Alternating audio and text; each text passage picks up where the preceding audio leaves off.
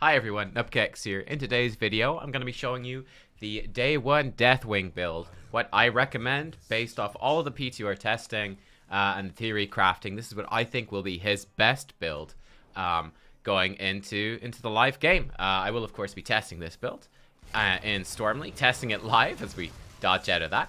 And I will give you updates when we come to that. But more about that at the end of the video. First, let's dive into the talents and talk about what I think are the best. So, level 1, it's actually one of the more open tiers, I think. I think it's quite likely the best one is going to be Draconic Might.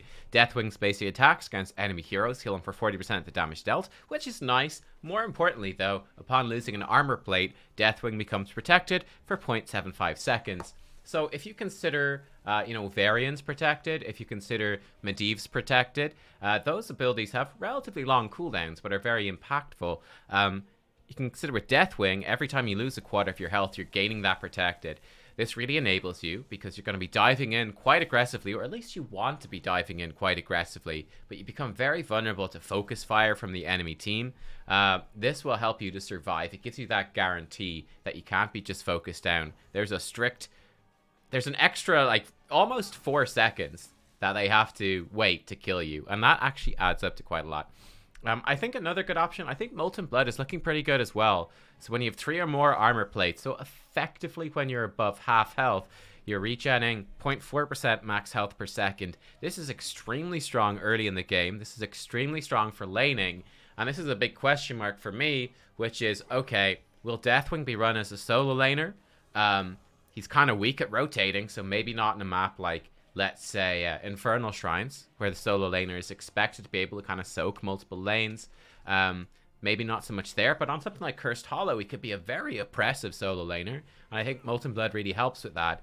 And if you're not going to get focused too much, this is going to be really good as well. It adds up to a ton of bonus health, bearing in mind, of course, that each point of health is more valuable the more armor you have, and armor increases kind of not quite exponentially, but each armor point is stronger than the last. So that health regen, when you're at full armor plates especially, is extremely strong. I'm going to go with Draconic Might. At level 4, I think that Dragon's Ire is quite likely to be, almost without doubt, the best one.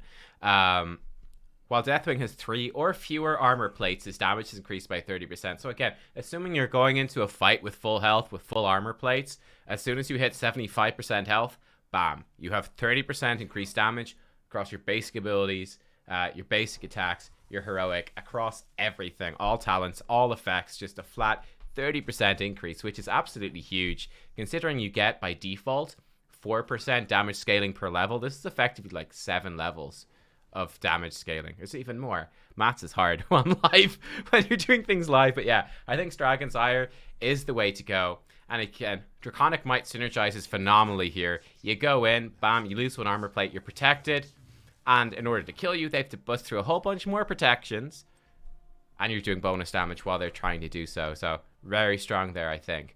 Now, level 7 is interesting. I've seen a lot of people say Skyfall is the best. Personally, I didn't like it all that much. It can kind of bait you into landing faster than you want to. I found that you usually want to spend quite a bit of time up in the sky. Now, at least you do heal for some max health when you hit a hero, so that's okay, but that's a bit of a question mark. I think the best one here, again, almost without question for me, is Death Drop. So the first effect is nice. If you hit an enemy hero, you reduce their spell armor by 15 for 6 seconds, which again is, that's a long duration on the reduction. It's not a huge deal, but it's nice. The bigger deal is that it reduces your basic ability cooldowns by 2 seconds. Now, by default, when you land, you have 3-second cooldown on all of your basic abilities. This reduces that to 1, which means that instead of landing and being essentially a big sitting duck, you can turn and start aggressing. You can turn and start doing damage a lot faster. And you do have to hit a hero with this, but I think that aggressive landings from flight form are going to be basically the key to playing Deathwing. It's going to be all about landing a big juicy flight, going aggressive immediately 1 second after you land, so instantly going into aggressive spells, and then landing a clutch Cataclysm, or using that to reposition in the fight if they do move away. So we're going with Death Drop. At level 10, I found Bellowing Roar is awkward to use. If you consider your landing, the fastest you can go is 2 seconds. In fact, that's only your basic abilities. and this has a 1-second cast time, a very small range. I found this very difficult to use. I recommend Burn Beneath My Shadow. When an enemy fort or keep is destroyed, the cooldown of Cataclysm is reset. It's by default a 90-second cooldown, so this is pretty powerful, especially if you ever have a pushing objective map. So think Infernal Shrines, but Malfurion, oh my god, he's a killer. He doesn't look it, but he's a killer. Think about Infernal Shrines, the Punisher. Think about the Immortal, Battlefield of Eternity, the Dragon Knight on Dragonshire, all of these things. These powerful pushing objectives, whenever you take down a fort or keep, Deathwing can just enhance that push immensely by diving in with the Cataclysm. And 150% bonus damage on the periodic effect is a pretty big deal. In this case, at level 20, it's going from 100 damage per second, essentially, to 250 damage per second. That's a big difference. That's a big difference. Like, Arthas is obviously extremely tanky hero. If you consider Malfurion, 100 damage per second, not a big deal. 250, that's a much more significant amount. If he's in that for 4 seconds, he's missing a third of his health just from that effect. It's pretty nice. Right. Level 13. Bit more of a question mark here. I'm not 100% sure actually on this. Obviously, Wicked Inferno makes your flame ability somewhat castable, whereas otherwise it's quite awkward to do so. I think in a perfect world, Fire and Fury will have the best synergies with our other talents, improving your basic attack damage by 30% against rooted, slowed, or stunned enemy heroes, and reducing your basic ability cooldown by 0.5 seconds. This essentially is going full into the melee Deathwing playstyle, never essentially using your Q, which I think is probably going to be the right choice to simply not use it or barely use it in a lot of circumstances, unless you have a big setup for it. I think most of the time it's going to be good. It synergizes with Draconic Might, where you're healing from your basic attack, so that's awesome. However, I think that generally speaking, you're probably going to want heroes with good CC that will enable this. I mean, Arthas on your team would be pretty nice for that, actually. Arthas would be pretty good, because he's constantly applying slows, and he applies plenty of roots, and that's really going to enable you to do this. So I think that's a good call. I think Ruination could be pretty decent. The Destroyer form, which is going to be our main form, is Destroyer form. The extra slow, I think it's decent, but not amazing. Malfurion strikes once again. I think the World Breaker, Earth Shatter, cooldown reduction by half is insanely strong. I think this might work out well in a circumstance where, yes, you are going to dive in, but then you're going to have to, you're still expecting you will be focused, and you're going to have to sort of back off. I think at that point, maybe switching to World Breaker form and throwing out Earth Shatters, at least you can be somewhat useful until Flight comes back and you regen some plates. For me, I'm mostly leaning towards this for now, but I think that's the one that's most likely to change. At level 16, Gaze onto Destruction. Hitting heroes with Destroyer or World Breaker's Landing causes their damage to be reduced by 75% and slows them by 40% for 5 seconds. This can just win a team fight by itself, you know? Like, if let's say we're fighting in the mid lane, let's say there's a big old team fight here, we're fighting on the shrine and Infernal Shrines, and bam, I land on top of you, and I hit like 2 or 3 heroes with this. I hit 2 or 3 heroes with this, and they're doing 75% reduced damage for 5 seconds. It's a massive amount of time. Those heroes, in terms of damage output, are basically useless. They're also slow. That's a large slow, 40% slow. If you consider how fast you are in a mount compared to base speed, that's 30% more speed. 40% less speed is even stronger of a negative effect than that. And 5 seconds is a really long time. I think this is just incredibly good and really enables that play. It also enables Fire and Fury. Awesome. We dive in, we smack them. They're also reduced in spell power, right? A single smack, and then we're spamming our onslaughts, which is our charge. We're spamming our charges. We're spamming our Ws. And we're just going crazy with basic attacks and spamming these. Then we can land a big Cataclysm as well.